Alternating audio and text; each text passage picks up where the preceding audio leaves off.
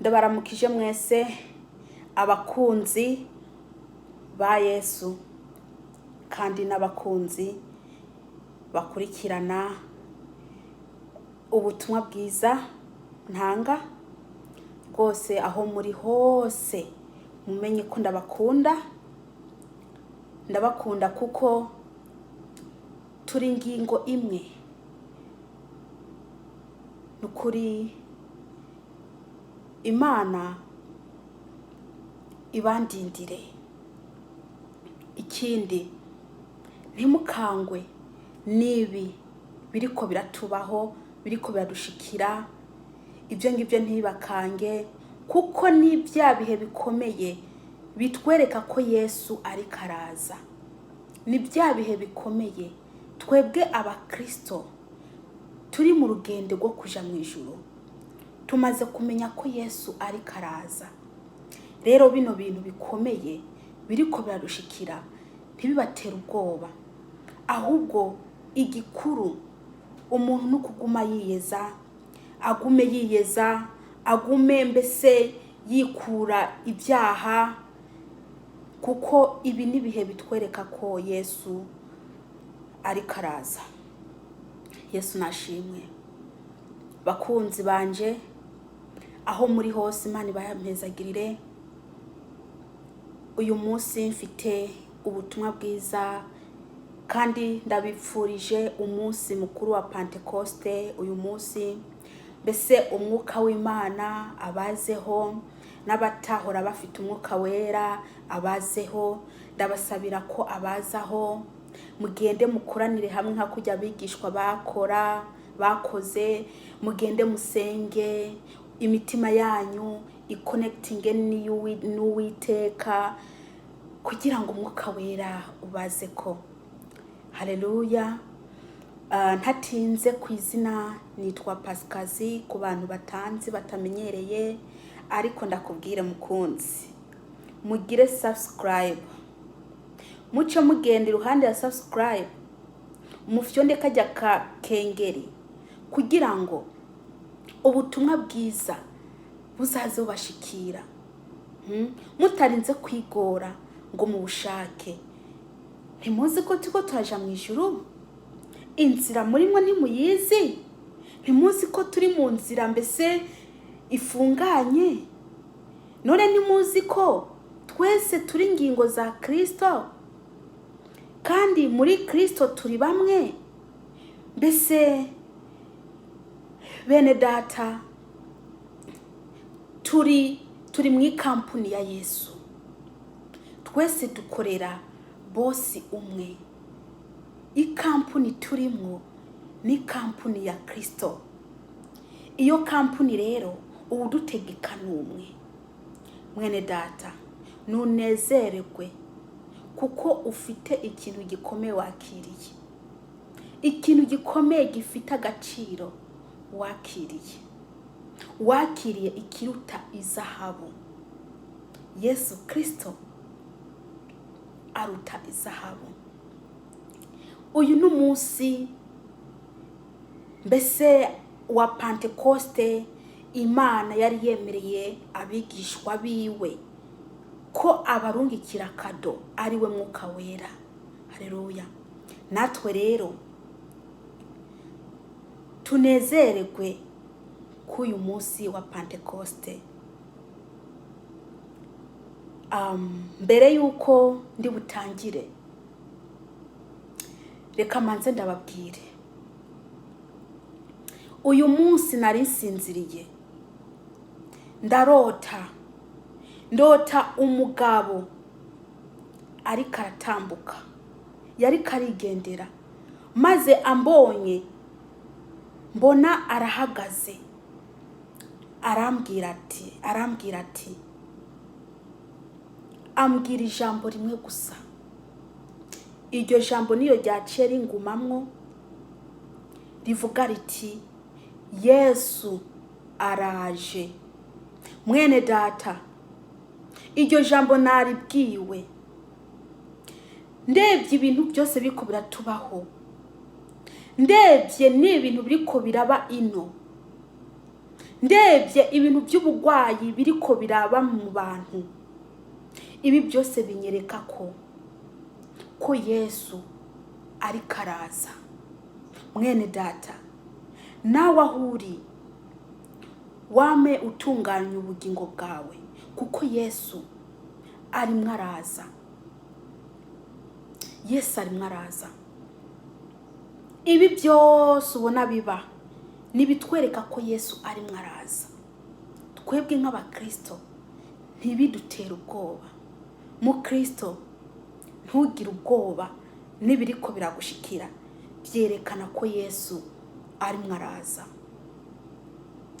Iyo nzozi ndayivuyemwo, ndasubira kandi ndasinzira, mbona mbese rya jambo rirangarutsemo, kandi rya jambo narota mu nzozi, mbese naceswa mu nzozi cyane, numva mu mutima wanjye haje mu iryo jambo ryo Yesu, ryo kuvuga ko Yesu aje.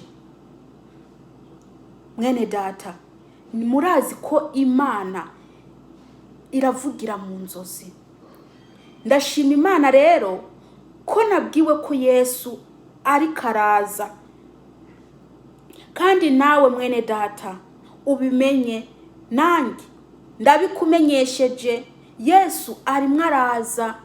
Kandi ikindi, wibuke kuri umugeni wa Yesu. Wibuke ko wakowe, wame ufura imyambaro yawe, imyambaro y'ubukwe, imyambaro y'ubukwe, kuko umukwe agiraze, umukwe araje. Haleluya. Ndafise indirimbo ijanye na Pentecoste, muranyihanganira. Uyu munsi sinzi ngo numwanya ungana iki ndi butware, kuko ntago ntegeka umwuka wera. Umwuka wera ni wandongora. Haleluya. Ariko mbere ya byose reka manze senge. Uwiteka nyene ububasha, ndi imbere yawe, ndi imbere y'abantu bawe, ndakwinginze Kristo uhabwe icyubahiro. Ndakweretse umuntu wari wese ari bwumvize ubutumwa bwawe, ubutumwa washizemwo. Mwami umuhezagire Kristo, mwana w'Imana, umuhe umwuka wera, kuko uyu n'umunsi w'umwuka wera. Data, ndakwinginze ijambo ryawe uriherekeze, rigire ico rikoze mu mitima y'abantu. Ni mu izina rya Yesu Kristo. Amina. Haleluya. Nkuko nabivuze, banyita Pasikazi, nkaba ndi umukozi w'Imana, ndakunda Kristo. Abantu baba banzi cyangwa n'abatanzi, ababanzi kera, banzi kera, umuntu wa kera yarapfuye. Umuntu wa kera yarapfuye. Ubu nambaye umuntu mushasha. Ubu ndi mushasha. Kristo yarampinduye, Kristo yarantoranije, ndamukorere. Reka ndabahe ubuhamya butoya bw'ukuntu ngewe nahamagawe. Hari kera cyane, ariko ntago nkecuye, ntago ndi umukecuru. Buri muntu afite kera hiwe, nabajye bari munsi yanjye bafite kera habo. Hari kera kuri ngewe, ariko niho narota, ndasinza ndarota, mbona umugabo ariko aragenda aresha. Umuntu wari wese w'umugore areheje, mbese aramwankira, aguma aresha, baramwankira. Maze mbonaje kuri ngewe, arambajije ngo nawe ntiwambera umugeni. Nanjye mvuga ati yego cyane, nakubera umugeni. Urumva naramwemereye ko namubera umugeni. Ako kanya acambwira ati ngo mbaye ndagenda, ngo ngiye kugutegurira aho uzashikira, ngo kandi uzaza usangayo. Rero ambwira ati nina ati mu kugenda iyo yagiye ati ntabwo nzagenda nambaye uno mubiri, ngo nzagenda nawe wiyambuye, niko yambwiye ngo nzamusangayo.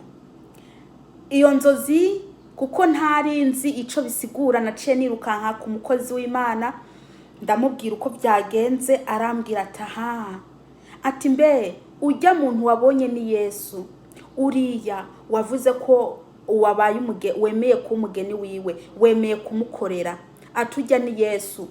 Ngiye kureba ya amagambo yambwiye cyo nsanga ari muri Bibiliya, ngo ngiye kubategurira hanyu, ngaho nzaba namwe niho muzaba, ngo mu rugo kwa data hari amazu menshi, ngiye abadahari mba ndababwiye. Aho rero naciye nsanga ibyo yambwiye nibiri muri Bibiliya, harimo ibyo yambwiye biri muri Bibiliya. Uko niko Kristo yampamagaye. Ariko nubwo nagumye ni nguma mu vyaha, Kristo ntago yigeze ampeba, yagumye anyibutsa ko ari we yampamagaye, biguma binzamwo, ndose nkarota inzozi, mbona ndiko ndavuga ubutumwa, mbona ndiko Yesu Kristo ari karankoresha, mbona ndiko ndakora ibikorwa by'Imana. Umva, mbere ntago narinzi gusobanura ijambo ry'Imana, ntabyo narinzi, ariko bivanye kubera ari Yesu Kristo, ari we aduha umwuka wera wo kudufasha, niwe aguma amfasha. Rero igihe kigeze cyo Kristo ankoresha, yaciye anyigisha umwuka wera, aciranyigisha kuza soma ijambo ry'Imana, mbese umwuka we agacama kuri sigura, ari ijambo rimwe rikavamwe amagambo menshi. Niyo mpamvu iyo umuntu ari karigisha, abantu usanga ari kuba aritotomba ngo yavuze ibitari muri Bibiliya. Umwuka wera utuma uvuga nibyo Kristo atavuze. Biriya byari bihishije Kristo atavuze, umwuka wera atuma ubivuga. Niyo mpamvu usanga ijambo rimwe rivamwe amagambo menshi, ugaca usanga ntari muri Bibiliya. Burya umwuka wera aba yagufashije, mbese ibyo utaruzi umwuka wera arabikumenyesha. Haleluya. Uko niko nahamagawe. Rero abantu bari banzi kera, uwa kera yarapfuye, ubu ni mushasha. Kandi kindabibutsa bene data, nta muntu yitwa umukozi w'Imana atabanje mu vyaha. Kandi ikindi, nta muntu yitwa umukristo atabanje mu vyaha. Mwibuke ko Yesu Kristo ntago yaje gushaka umugororozi, yaje gushaka abanyabyaha. Haleluya. Niyo mpamvu umuntu wari wese uzabona yikaravuga ubutumwa, abakozi b'Imana, ujye yitwa umukozi w'Imana ari uko yagize iki, ari uko yabanje kuba umukristo. Umukristo nawe yabanje kuba umunyabyaha kugira ngo yitwe umukristo. Rero turabacunguwe n'amaraso ya Yesu Kristo. Haleluya. Reka rero uyu munsi dusoma ibyakozwe n'intumwa. Ariko mbere yuko ndi busome, ndafite indirimbo ntoya manze ndirimbe ya Pentecoste. Reka ntangire. Ku musi wa Pentecoste, abigishwa ba Yesu bari hamwe Yerusalemu, niho baronse inkomezi nsha.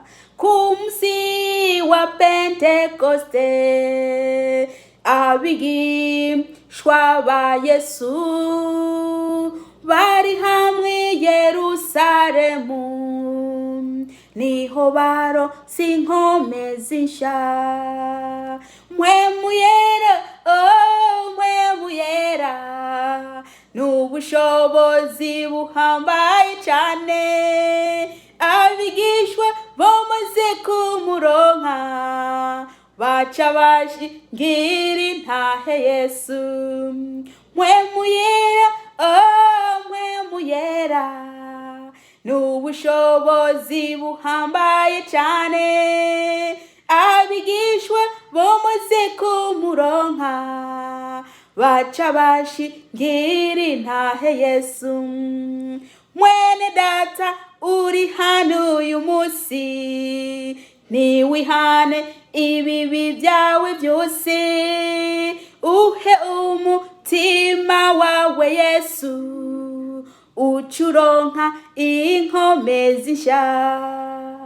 Mwene data uri hano uyu munsi, niwihane ibibi byawe byose, uhe umutima wawe Yesu, ucuronka inkomezi nsha.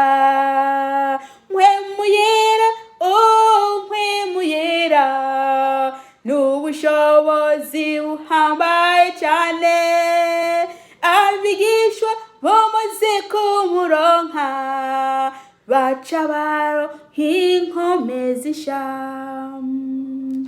Haleluya. Baca bashingira intahe Yesu, baca baronka inkomezi nsha. Yesu nabahezagire. Reka rero nsome ibyahishuwe ibyakozwe n'intumwa. Mumbabarire, uyu munsi naborewe n'umwuka wera, mumbabarire n'ukuri. Abakristo turaboregwa, turasinda, dusinda umwuka wera. Dusome ibyakozwe n'intumwa igice kimwe, ariko ndagenda simba imirongo. Ndasoma ibyakozwe n'intumwa ibice bibiri, ku murongo wa mbere ugeza kwa kabiri. Reka ntangire ku murongo wa 4 igice ca mbere. Igihe yari kumwe nabo, abaha aya mategeko ati: ntimuve i Yerusalemu, ahubwo mugume murindiriye ico data yasezeranye, ico mwanyumvanye. Uyu ni Yesu yari karabwira abigishwa biwe, aragati ngo ntimuve i Yerusalemu, ngo mugume murindiriye kiriya data,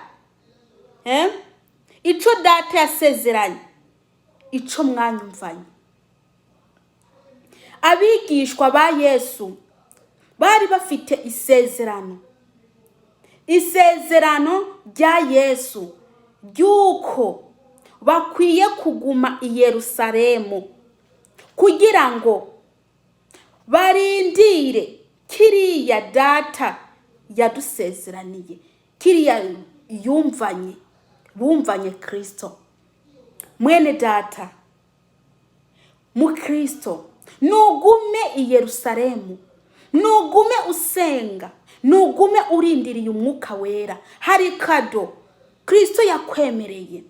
Benshi nta mwuka wera bafite, ariko bari barawushaka. Dore Yesu avuze ati ntuve aho hantu, gumuhari, ntuve i Yerusalemu, ahubwo mugume murindiriye ico data yadusezeraniye, ariyo kado umwuka wera. Haleluya. Kubera ko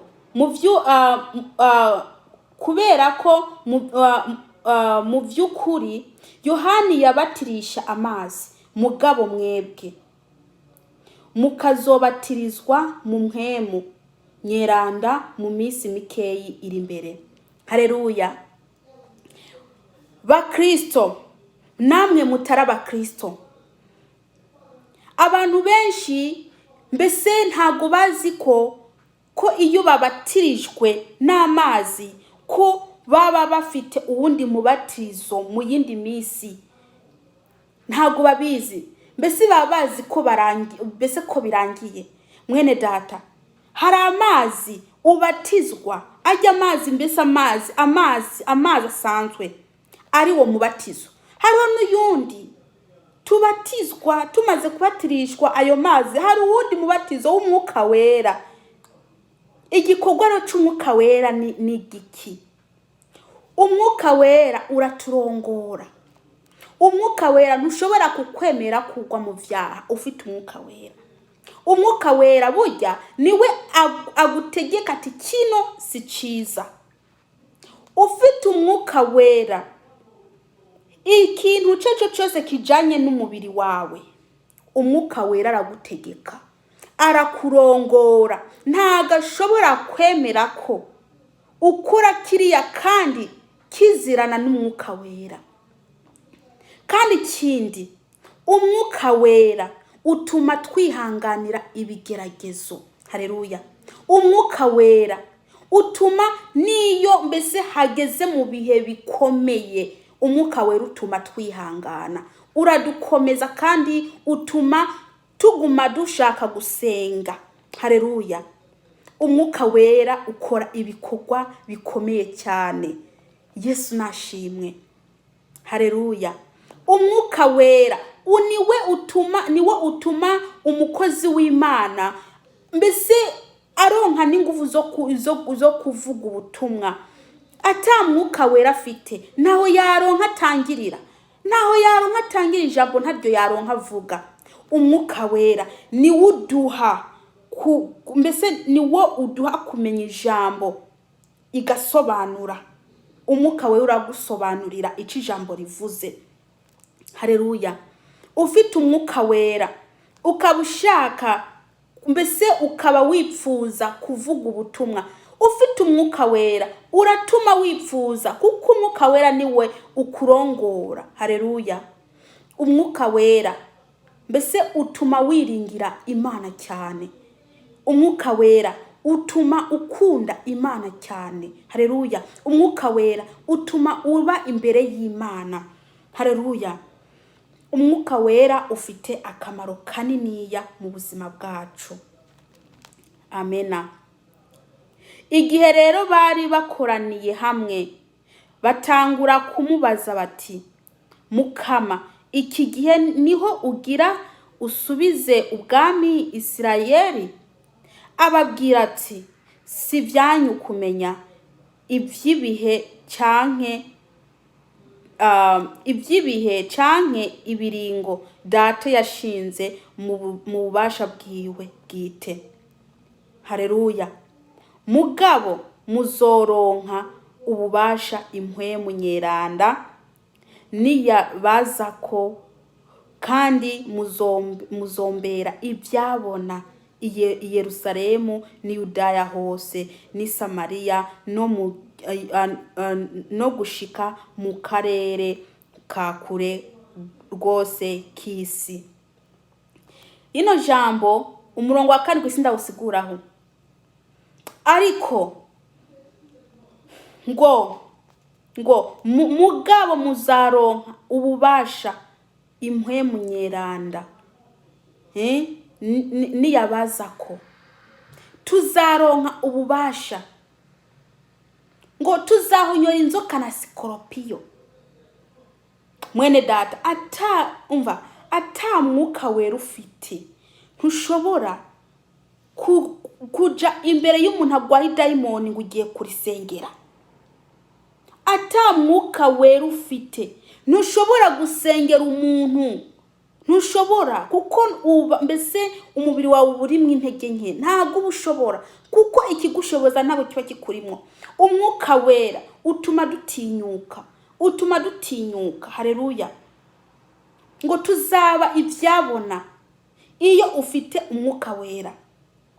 Dore Uwiteka uwo mwuka wera Yesu Kristo umwana w'Imana aragutegeka, kandi ibyo udashoboye umwuka wera arabigushoboza. Hariho hose ugenda kuvuga ubutumwa ari byo Kristo yagutanirije. Hariho abo umwuka wera hari ingabire yahaye abantu. Hari abafite ingabire zo gusengera abantu bagakira, hari abafite ingabire zo kuvuga ubutumwa gusa, hari n'abafite ingabire zo gufasha, hari n'abafite ingabire zo gusengera abantu gusa, hari mbese ingabire umwuka wera atanga ziratandukanye. Ntago ari ukuvugishwa byonyene, ntago oya. Buri muntu afite umwuka wera ibyo amukoresha. Hari umuntu afite umwuka wera rero wo gusoma ijambo ry'Imana gusa, guhubiri, ata bitangaza akora, no kwerekwa atanabyerekwa, no kugira ata indi ngabire afite umwuka wera amuhaye. ari ukuvuga ubutumwa gusa byonyine. Buri muntu afite ingabire Imana yamuhaye. Hariho abagira ingabire zo kwerekwa mu nzozi, ariko zo gufungurwa amaso ngo barebe ntibabe bazifite. Hariho n'abandi bafite ingabire zo kumenya ikikuri mu mutima wawe kubera umwuka wera. Mbese ariko hari imyuka n'umwuka wera mu isanzwe. Hari umwuka wera n'imyuka. Imyuka siyo ndiko ndavuga umwuka wera. Umuntu afite umwuka wera, umuntu iciye muri Yesu, umwuka wera murongora. Mbese umuntu afite ingabire zitandukanye. Haleluya. Reka mbandanye soma. Maze ndasimba. Maze basubira i Yerusalemu bavuye ku musozi witwa umusozi w'inyelayo uri hafi y'i Yerusalemu. Hakaba hari nk'urugendo rwo ku munsi w'isabato. Haleluya. Rumva, baciye basubira i Yerusalemu, hahandi Yesu yababwira ngo bagende muri Yerusalemu. Haleluya. I Yerusalemu. Nawe mwene data, nimugende musenge hariya uhora mbese umenyereye ho Yesu ahora gusanga. Niho umwuka wera ugusanga. Utarakira umwuka wera, ni wakire Kristo mbere yo gushaka umwuka wera. Hariho abantu bashaka umwuka wera na nyine kutanga atawe bafite. Nimumanze mushake umwuka wera, nimumaze mushake Yesu Kristo, kuko Yesu Kristo ni wagenda kugusabira umwuka wera. Haleluya. Maze mushake Yesu Kristo kugira ngo abashake umwuka wera. Haleluya. Abo bose bariko bakovya mu gusenga bahuje inama. Bari kumwe n'abagore bamwe na Mariya nyina wa Yesu na bene wabo. Haleluya. Mbese bano bigishwa bariko barasenga bahuje imitima. Nta muntu umutima we wari ku ruhande, bari bahuje imitima, bari ko basenga bahuje imitima. Mbese imitima yabo yari ku Mana. Haleluya. Nawe mwene data uri kurasenga umenya ko umutima wawe ukwiye guconnectinga n'Imana, ukamenya ko umutima wawe uri kurasenga Uwiteka Imana ya Isiraheli. Haleluya. Mbere niho nibyo uri kurasengera wishugwa, ariko iyo uri kurasenga umutima uri hanze, Imana ntabwo yumva gusenga kwawe, kuko umutima wawe uba uri hanze mu bindi. Nimumenye ko iyo mugiye gusenga umutima nimuwerekereza Imana, musenge umutima wanyu iri ku Mana. Haleluya. Turebe ibyakozwe n'intumwa 2 igice ca 1 ku gice ca 4. Igihe rero umunsi mukuru wa Pentekoti wariko urabandanya, bari hamwe bose muri ca kibanza nyene. Maze bukwi na bukwi haza urwamo ruvuye mu ijuru rumeze nk'ugumuyaga ukomeye uhuhuta. Urumva, ku munsi wa Pentecoste nk'uyu munsi bose bari bakuraniye hamwe ngo bumve igihuta. Bose bari hamwe kuko bari babwiwe na Yesu ko bakwiye kuja hamwe. Bene data, sinzi ngo niho amashengero afunguye, ntabyo nzi, ariko nimba hari ahantu isengero zifunguye bariko barasenga imitima yabo ibe iri hamwe kugira ngo Kristo akore ikintu. Haleluya. Ngo bano bigishwa bumvishe igihuhuta, ngo maze bukwi na bukwi haza urwamo ruvuye mu ijuru rumeze nk'umuyaga ukomeye uhuhuta. Haleluya. Guzura nyanzu yose bari bicayemo. ku murongo wa 3, maze babona indimi zimeze nk'iz'umuriro, hanyuma zirigabagura rumwe rumwe ruja kuri umwe wese muri bo. Numva haciye haboneka ibirimi buri muntu wese. Burya rero umwuka wera mbese buri muntu aronka umwuka wera, mbese ikintu umwuka wera guhereza, kado umwuka wera guhereza, ntabwo umeze n'uriya. Urashobora kuronka ikado yo kuvuga mu ndimi, uwundi akaronka ikado yo kugira iki, yo guhishurirwa. Haleluya. Bose buzuzwa impwemu nyeranda, batangura kuvuga mu zindi ndimi nk'uko nyampwemu yabahaye kuvuga. Dore abigishwa bararonse biriya Uwiteka yabemereye. No ngaha hariho abantu turafite umwuka wera. Hariho abantu bafite ingabirano Imana yabihereye, atabyo kuvuga ngo ni myuka, oya, bafite umwuka wera, barahari. Namwe ndabipfurije kugira umwuka wera. Uyu munsi ni umunsi wa Pentecoste. Uyu munsi ni umunsi wa Pentecoste, ni umunsi wo kuzuzwa, ni umunsi wo gusengera umwuka wera. Kandi usenge umutima wawe uri hamwe, uri kumwe n'Imana. Haleluya. Ni muhamagara Uwiteka, muhamagara Uwiteka. Uwiteka arabarungikira umwuka wera. Ni muve mu vyaha, mwakire Kristo umwana w'Imana kugira ngo muronke umwuka wera. Ni mureke ibyaha kugira ngo muronke umwuka wera, mubatizwe n'umwuka wera.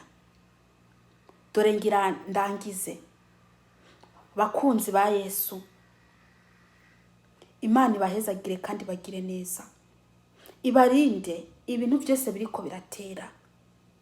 Imana ibarinde, ibandindire, ibashireho uburinzi. Reka ndangirize ngaha, ariko ntiwibagire kugira subscribe kugira ngo ubutumwa uzazuronka, ufyonde nakajya gakengeri diririri kugira ngo uzuronka ubutumwa byihuse. Reka dusenge. Uwiteka Mana ya Israheli, ndagushima ko ubutumwa bwawe duhaye, ndagushima Kristo umwana w'Imana.